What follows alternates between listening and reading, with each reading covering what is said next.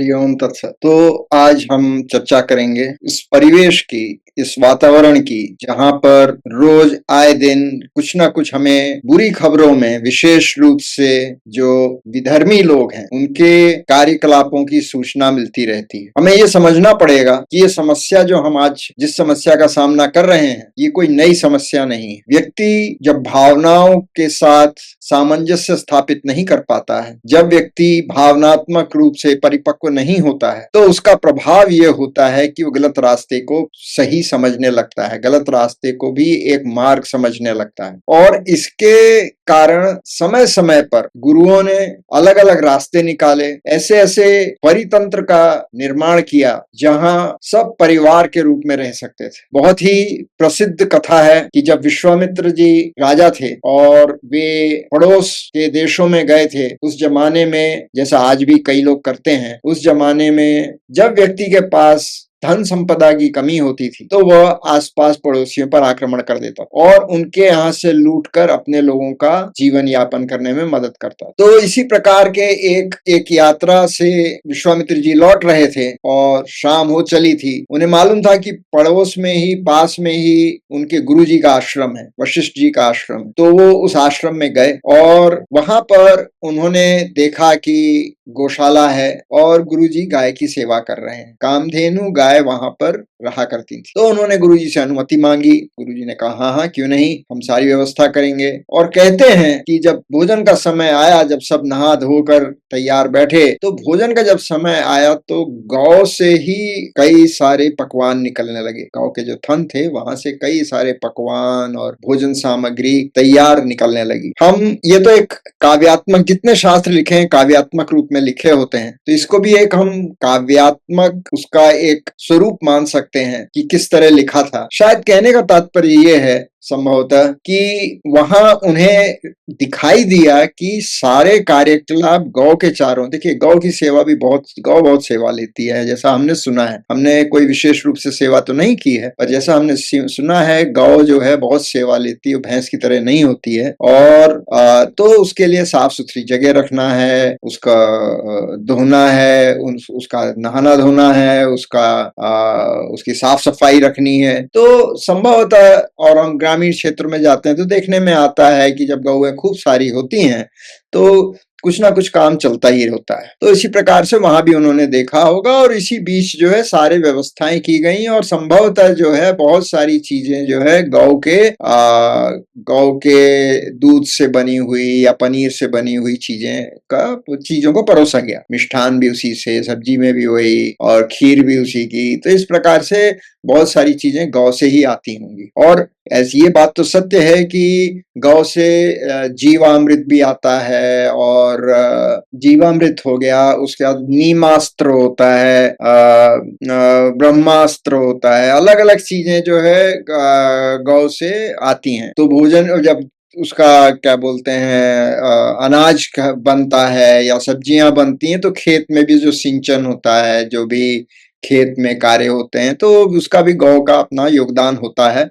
तो संभवतः यही बताने का प्रयास किया गया कि वहां गौ से ही सब कुछ, सबका एक क्या बोलेंगे, दिखता था कि ये गौ से किस तरह संबंध है इसका। और तो उनके मन में ये आया कि भाई ये पूरी सेना को अगर खिला सकते हैं, लोग भी आ रहे हैं, तो वो देखिए क्या होता है ना, जब गौएं खूब होती हैं तो दूध भी खूब होता है, फिर दही भी खूब होता है, और तो एक पूरा पारिस्थितिकी तंत्र बन जाता है, एक परितंत्र बन जाता है। तो वो विश्वामित्र को जो है देखा कि भाई इतना सारा इनके आसपास है, उसको ये समझ में नहीं आया ये तंत्र क्या है। देखिए अंग्रेज आगे चले गए, लूट पाट के चले गए, लेकिन भारतीय संस्कृति क्या है वो तो नहीं समझ पाए। भले किताबों को जो है उसका रूपांतरण कर दिया होगा, भाषांतर कर दिया होगा, लेकिन उसको समझ तो नहीं पाए अधिकांश।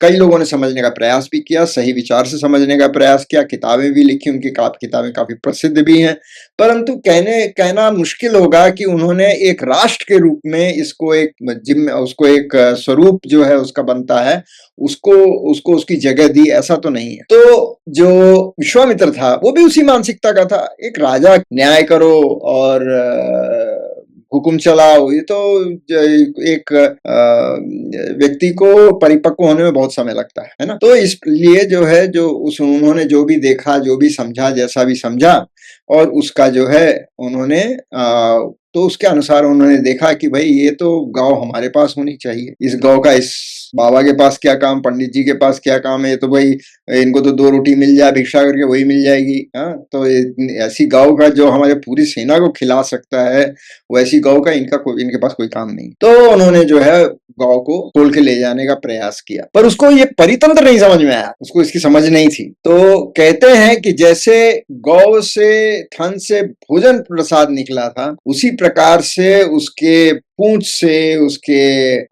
जो जो पाए होते हैं, पैर में जो नीचे होता है, क्या बोलते हैं उसको, जो खुर होते हैं, जो खुर थे उसके, उसमें से सेना निकली। उसके अंग प्रति अंग से सेनाएं निकलने लगी। कहीं से यवन निकल रहे हैं, कहीं से मलेच्छ निकल रहे हैं, कहीं से कोई निकल रहा है, कहीं से कोई निकल रहा है, क्योंकि संभवतः तो गुरु थे, तो उनके कई शिष्य रहे होंगे और कई क्षेत्रों से शिष्य रहे होंगे। तो जब उसने छीना झपटी का प्रयास किया, तो अलग अलग लोग जो है अपना सबने खबर भेजी, भाई आओ, और लोग दूर दूर से आए और इस राजा को इन्होंने परास्त कर दिया। तो ये संभवतः कई दिन युद्ध चला होगा, और कई बार इसको आप गुरिल्ला वॉरफेयर भी कह सकते हैं या कुछ भी कह सकते हैं। तो कई खूब युद्ध चला होगा कि उन्होंने ले जाने का प्रयास किया। तो जब वो हार गया बुरी तरह से उस परितंत्र के कारण, तब जो है उसके मन में आए कि नहीं भाई, इसमें तो और कुछ भी है। तब उसने जो है वहां पर तपस्या का साधन अपनाया कि मैं तपस्या में इनसे आगे चला जाऊंगा। अगर ये तपस्वी हैं तो मैं भी तपस्वी बनूंगा। तो इस प्रकार से तपस्या में वो लग गए। वो कहते हैं महर्षि बने। उसके बाद फिर भी लोगों ने कहा कि भाई नहीं, अभी तो वो तो तुमसे बहुत आगे हैं। तो फिर उन्होंने फिर तपस्या की, तो राज ऋषि बने, क्योंकि राजा तो थे ही। तो फिर उसके बाद और तपस्या की, पहले राज ऋषि बने, फिर महर्षि बने। उसके बाद फिर जो है लोगों ने कहा कि भैया ये तो तुमसे बहुत आगे हैं, तो ब्रह्म ऋषि हैं। तो फिर उन्होंने तपस्या की। तो कहते हैं कि एक बार जो है किसी ने कहा कि अरे वो देखो आपका चेला है, तपस्या इतनी करता है, आपकी बराबरी करने की कोशिश करता है। कहने का बराबरी नहीं, वो ब्रह्म ऋषि हो चुका है। तब विश्वामित्र जी के भी सुनने में आया कि वो तो ब्राह्मण है, उनके गुरु जी ने इस प्रकार से उनके बारे में बात कही थी। तो कहने का तात्पर्य ये है कि कोई भी देवी देवता की पूजा पाठ होती थी, कोई भी व्यवस्था होती थी, उसका एक परितंत्र होता है। और जितने भी देवी देवता हैं सबका परितंत्र है। पर एक ऐसा आप मंदिर के पास जाएंगे, बड़े बड़े मंदिरों के पास जाएंगे, तो आप देखेंगे वहां पुजारी पूजा भी कर रहा है, वहां लोग जो है होटल भी चला रहे हैं, वहां पर जो है क्या बोलते हैं, माला भी बेचते हैं, प्रसाद भी बेचते हैं, पूजा सामग्री भी बेचते हैं। तो इस प्रकार से एक परितंत्र वहां पे निर्मित होता है। पर क्या ये इस परितंत्र की एक पूरे व्यक्ति समूह की सुरक्षा या उसके देखभाल करने की या उसको काम देने की संभावना रखता है? जी हाँ, रखता है, और देता ही है। कई लोगों का रोजगार उसी से चलता है। पर हुआ यह है कि जब समाज विस्तृत होने लगा, जब समाज संगठित होने लगा, तो हर अलग समाज में एक अलग प्रकार के लोगों की आवश्यकता भी पड़ने लगी। तो राजाओं को हर व्यक्ति की आवश्यकता होती थी, और ये आपस में लड़ते भिड़ते रहते थे कि भाई हमारे देवी देवता बड़े हैं, तो हमारे देवी देवता तुमसे बड़े हैं, जैसे आज भी हो रहा है ना। एक दूसरे का गला काटने के तैयार हो जाते हैं, कई बार लोग एक दूसरे के साथ गलत व्यवहार करते हैं। तो राजाओं ने कहा कि नहीं भाई, ये सब नहीं चलेगा और तुमको हम ये सब नहीं करने देंगे। तो फिर राजाओं ने जो है व्यवस्था, सुरक्षा व्यवस्था जो है अपने हाथ में ले ली, और जो आर्थिक व्यवस्था है वो भी अपने हाथ में ले ली। जैसे पहले के जमाने में क्या लेन देन का हिसाब होता था, लेकिन सरकार ने लेन देन तो चलने दिया, लेकिन लोगों ने ये देखा कि जिसके पास रुपया है वो व्यक्ति बहुत कुछ कर सकता है, क्योंकि रुपए का मूल अधिक होता है। चीजों का जो है, आप किस प्रकार से उस चीजों को नापेंगे, किस प्रकार से।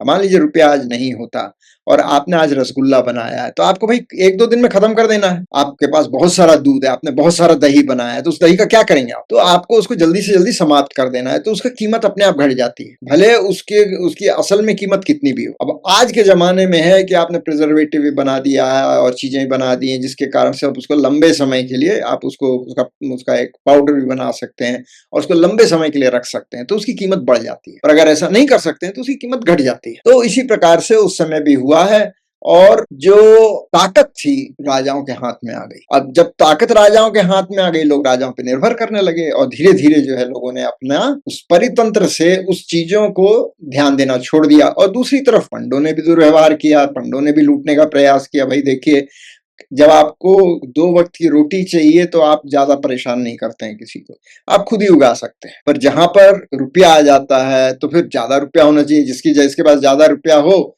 वह उसकी ज्यादा इज्जत होती है। ये समाज की एक सच्चाई है, आप कितना भी इसको कुछ भी कह लीजिए। अक्सर यही देखने में आता है कि जिसके पास ज्यादा पैसा आता है, लोग उसी की जी हजूरी में लग जाते हैं। उसका ज्ञान कैसा भी हो, उसकी तपस्या कैसी भी हो। हाँ, ये बात अलग है, जिसके पास ज्ञान होता है, जिसके पास तपस्या होती है, वो इस चीज की ज्यादा चिंता करता नहीं। पर फिर आप एक लंबे समय में आप कुछ ज्यादा कर भी नहीं सकते, है ना। अगर आप कुछ करना चाहते हैं और लोगों को बुलाते हैं, तो अगर वो आपकी इज्जत करता है, आपका विद्यार्थी है, तो संभवतः आ जाएगा। परंतु अगर आप ऐसे कुछ करना चाहते हैं तो वो आपके पास नहीं आएगा, वो उसी के पास जाएगा जो उसको पैसा दे सकता। तो जब ये बात आ जाती है तो समाज जो है धीरे धीरे जो है छिन्न भिन्न होने लग जाता है। और आवश्यकता है, ये अब आवश्यकता आ गई है, क्योंकि समाज काफी विस्तृत हो गया है और जो सेना है या पुलिस है, इसकी अपनी सीमाएं। आवश्यक हो गया है कि हम सही तरीके से, परिपक्व तरीके से, पुरातन तरीकों से नहीं, सही तरीकों से, परिपक्व तरीकों से अपने परिवार के लिए, अपने लिए, अपनी साधना के लिए, जीवोपार्जन के लिए देवी देवताओं की आराधना दोबारा प्रारंभ करें। मानसिक और आध्यात्मिक कारणों से आगे बढ़कर हम समझने का प्रयास करें कि किस प्रकार से परितंत्र का निर्माण किया जाए कि बिना किसी दूसरे को परेशान किए हुए हम किस प्रकार से देवी देवताओं का सहारा लेकर हम आगे बढ़ सकते हैं। और समाज में कोई भी समस्या आ जाए फिर भी हम किस प्रकार से उससे बच सकते हैं, समस्याओं से हम बच सकते हैं देवी देवताओं की कृपा से, देवी देवताओं के सहारे किस प्रकार इस परितंत्र का निर्माण हम करें। तो अगर आपको इसमें रुचि है तो हमसे संपर्क करिएगा। और इसके लिए आपको मुझसे व्यक्तिगत रूप से मिलने की भी आवश्यकता नहीं है, ये तो हम ऑनलाइन ही मिल सकते हैं और मैं आपको धीरे धीरे रास्ता बता सकता हूँ। ज्यादा नहीं, सप्ताह 2 सप्ताह में आप पूरी तरह से तैयार हो जाएंगे और स्वयं अपने चारों क्षेत्र में, अपने चारों तरफ क्षेत्र को बांधना सीख जाएंगे और क्षेत्र को एक परितंत्र के रूप में बदल सकेंगे, जो परितंत्र आपकी सुरक्षा भी कर सकेगा, आपको जीवोपार्जन का साधन भी दे सकेगा। अगर आपकी रुचि है तो नीचे नंबर दिया गया है, उस नंबर पर संपर्क कीजिए और उसके बाद हम आगे की बात करेंगे। हरिओम तत्सत। जय श्री हनुमान। हरिओम।